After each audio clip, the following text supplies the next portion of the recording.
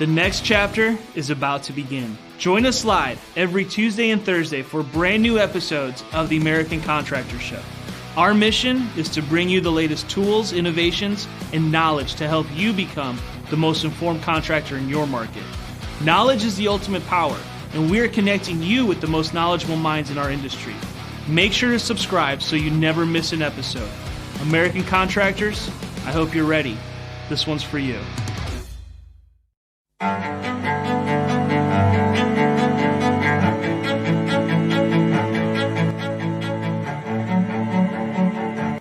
This is Larry Bache with the Merlin Law Group, helping policyholders for more than 30 years. If you have a claim or your client has a claim that needs help, please feel free to call the Merlin Law Group because we are the true policyholder advocate.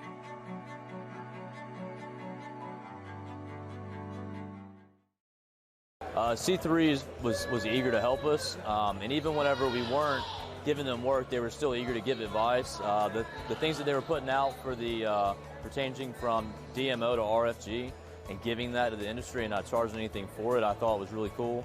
And that's stuff that I, as a contractor, appreciate. I'd recommend C3 to any contractor that's looking for a PA, especially if you're around Colorado. Great guys, man. I'm nothing but happy with the work they've done for us.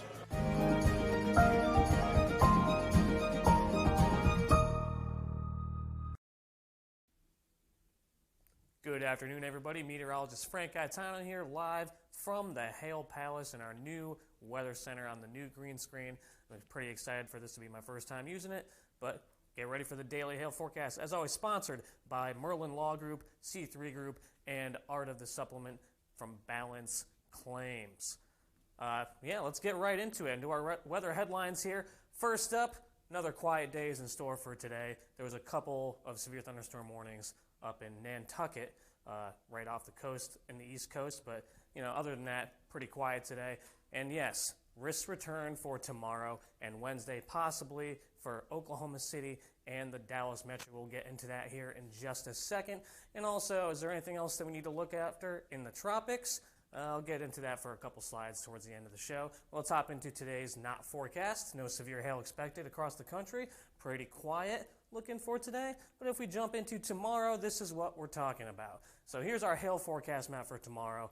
Pretty low end hail risk.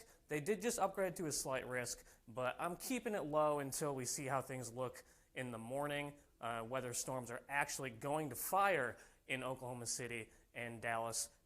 The convective models that actually show precipitation weren't really showing much. I'll show you that in a second, but there's still a chance that things could happen. I do have Woodward here at a moderate risk because this is around where storms are going to fire and then work their way eastward through tomorrow afternoon and evening. Let's take a look at what the wind is going to look like for tomorrow. Once that hail threat dies down, we do expect the cold front to push through, and this is going to create a sweeping cold front that pushes eastward across the area, giving us that wind threat all the way from eastern Oklahoma all the way over to western Tennessee, and then that threat should continue into Wednesday, and we'll talk about that in just a minute as well. So let's take a look at the moisture for tomorrow. This is going to be a driving force behind what the kind of energy we have in the atmosphere, and we see the dew points climbing up into the 50s and 60s in southern Oklahoma in the DFW area, and then we do see that dry air as the cold front pushes everything towards the east and southeast. Let's let this run through again.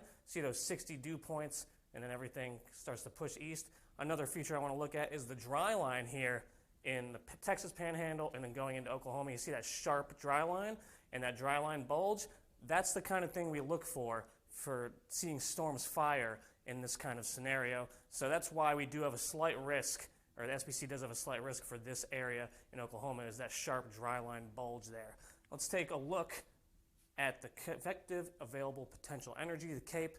We do show this sometimes. There's not really much work in here in Oklahoma. We do see a little area of around 1,000 joules per kilogram pop up here near Woodward, and then most of the energy, as we saw with the dew point map I just showed you, is going to be focused here in eastern Texas.